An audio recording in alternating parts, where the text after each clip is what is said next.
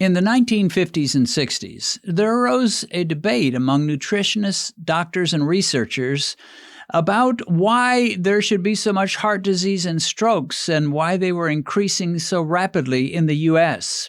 Even cancer was increasing significantly. What was going on? What were we doing that our ancestors from earlier generations did not do that had led us into this unhealthy place? After a decade or so, most of the experts felt they had solved the riddle, and they decided that saturated fat and fat in general were behind the terrible health crisis. Restrict these and everything will be fine once again.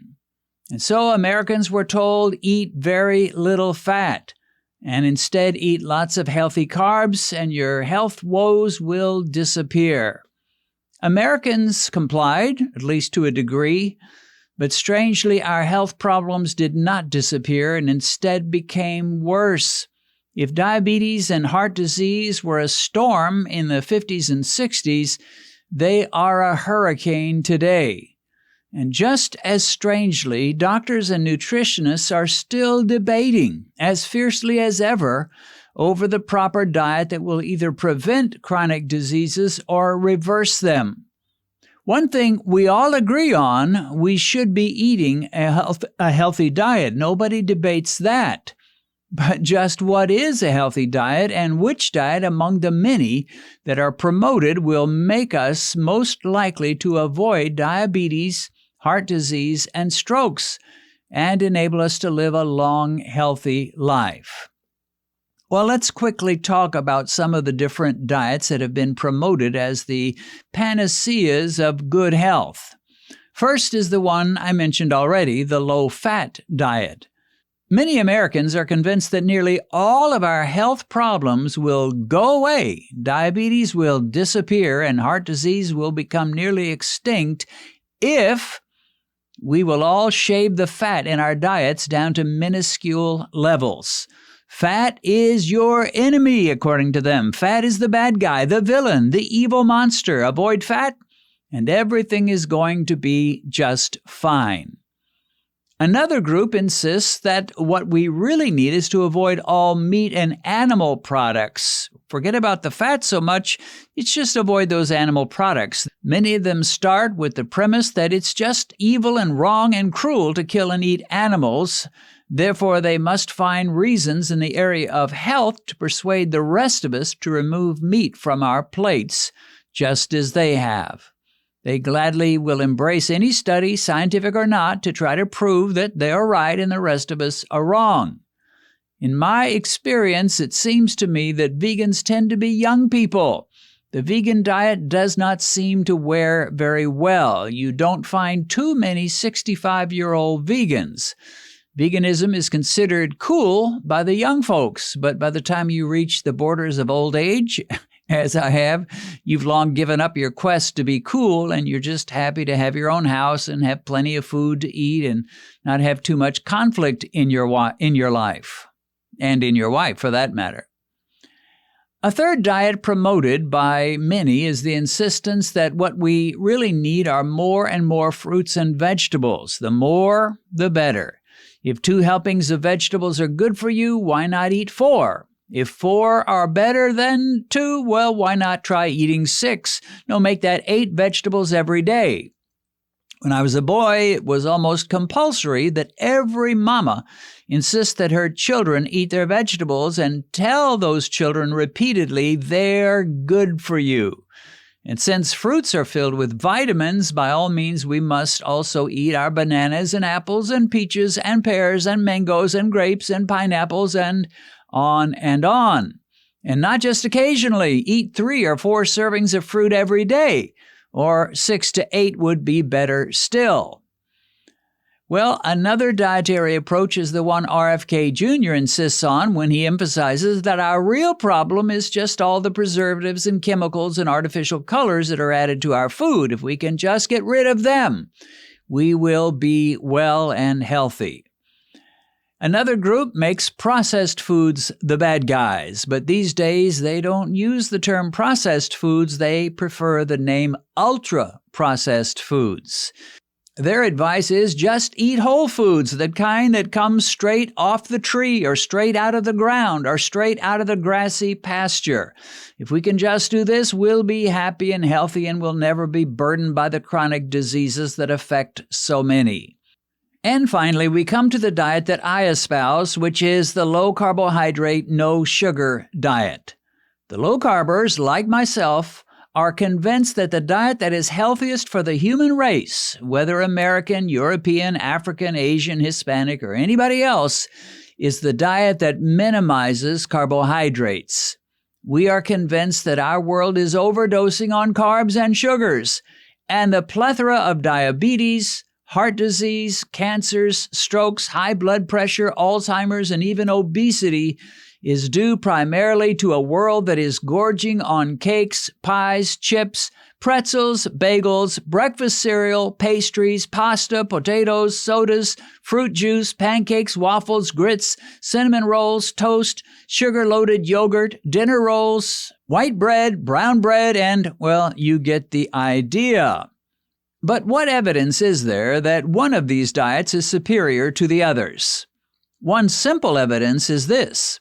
When overweight people with diabetes change from a standard diet to a well-controlled low-carbohydrate diet, they almost always improve in nearly every category, and not just by a little. Their blood sugar dramatically improves, and usually they can go from a diabetic A1C to a non-diabetic A1C, which is below 6.5, and they can do it in about 6 to 9 months. Their triglycerides drop like a stone. I heard recently from a friend of Beat Diabetes whose wife recently discovered she had severe diabetes. He had already beaten diabetes, but she now had a glucose reading of over 300 and her blood pressure was around 182/96. After 1 month of strict low-carb eating, her glucose is now in the 120 to 140 range and her blood pressure has dropped to 105/62. Additionally, she's lost 10 pounds. And with those kinds of results, how could anyone say this kind of diet is evil or dangerous or foolish? In Dr. Richard Bernstein's book, Blood Sugar Solution, he describes the various complications and negative consequences of high blood sugar. These include vision deterioration, kidney failure, kidney stones, early cataracts, frozen shoulders, heart attacks, strokes, fatigue, headaches, feet deformity, terrible ulcers on the feet, infection in the feet and legs requiring amputation. And of course, there are other diabetic complications that at least I didn't see in the book, which would include impotence among males, skin conditions, nerve damage, organ failure, arthritis, irritable bowel syndrome, gum disease, Alzheimer's, and most likely many forms of cancer. In short, if you ever wanted to make yourself terribly sick and miserable, the best thing you could do would be to eat in such a way that makes you insulin resistant and ultimately severely diabetic. In other words, make your diet primarily carbohydrates and sugar, become a diabetic, and you'll get all the misery you can stand. Richard Bernstein says in his book, Diabetes Solution, the evidence is now simply overwhelming that elevated blood sugar is the major factor in the high rates of various heart and vascular diseases associated with diabetes. Many diabetics were put on low-fat diets for so many years, yet these problems did not stop. It's only logical to look elsewhere to elevated blood sugar and hyperinsulinemia for the cause of what kills and disables so many of us. When we reduce dietary carbohydrate, blood sugars improve dramatically. Dr. Benjamin Bikman, a noted researcher these days, has written a book, Why We Get Sick. And he essentially links all the chronic diseases that Americans suffer, and many from all over the world. He links them to insulin resistance, which he suggests is the result of eating way too many carbohydrates and sugars. The Bible says that the love of money is a root of all kinds of evil. And when it comes to our health, I think it would be fair to say that insulin resistance and diabetes are not just problems within themselves, They are a root of all kinds of health maladies. And when a person dies of a heart attack, they list the cause of death as, well, a heart attack. But in many cases, that does not tell the whole story. If that man or woman had not been insulin resistant or diabetic, he or she may have never had that heart attack, and they might have lived another 20 or 30 years. And while nutrition may be important, it turns out that the greatest thing you can do for your health is not really to eat more fruits and vegetables, but to eat less carbs and sugars. If you're insulin resistant, suffering from high blood pressure, neuropathy, impotence, and arthritis, it may be that what you really need is not more vitamin C or vitamin D or more bananas and apples. It may not be a matter of adding to your diet, but rather taking away from your diet all the sugar and most of the carbs. By focusing on carbohydrate restriction, you can effectively deal with the root of most chronic diseases, the head of the evil octopus with its many tentacles. Imagine that you just moved into a new house, and after being there a short time, you realize that everybody in your neighborhood is sick with some strange, inexplicable disease. They're sluggish, they have no energy, they have mysterious pains in their feet. They have to urinate constantly. Their eyesight is becoming terrible. And the men are no longer capable of making love to their wives. You wonder, what kind of a community have I moved into? And then to your horror, these symptoms begin to appear in you. And not only are you and all your neighbors sick and miserable, as time goes by, you're getting progressively more and more sick and more miserable. What you do not realize is that there is a strange chemical in your city's water supply that is behind all this misery, but you don't know that. So instead, you decide that if you can just eat enough fruit, your miseries are going to be over. You begin to stuff yourself with bananas and mangoes and grapes and figs and oranges and apples, but you're still getting worse instead of better. One of your neighbors tells you he thinks the problem is all the meat everybody's eating, so you give up meat. No more steak, no more hamburgers, chicken, fish, or even dairy. This will surely fix everything. But after several months of eating all vegetables and fruits without any meat at all, you're still sick and you're getting sicker.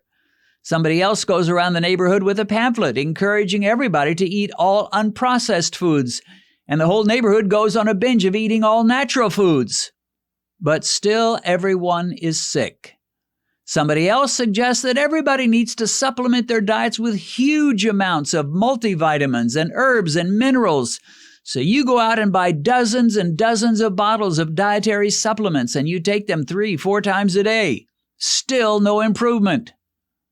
But then finally the truth comes out. It was your water supply.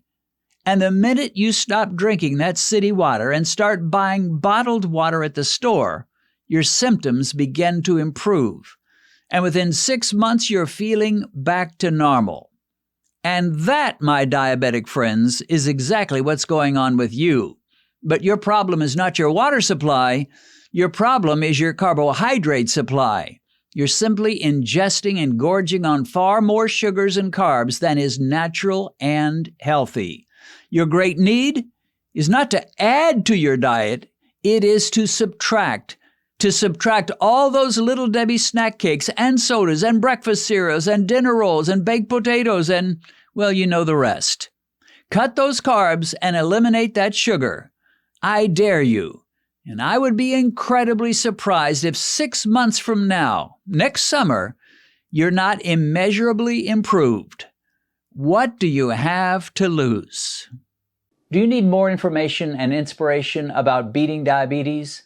The very first line of our description is nearly always a link to our hundreds of videos toward that one subject, how to beat diabetes. Click on that link and start watching these videos. You'll be blessed and I believe greatly helped.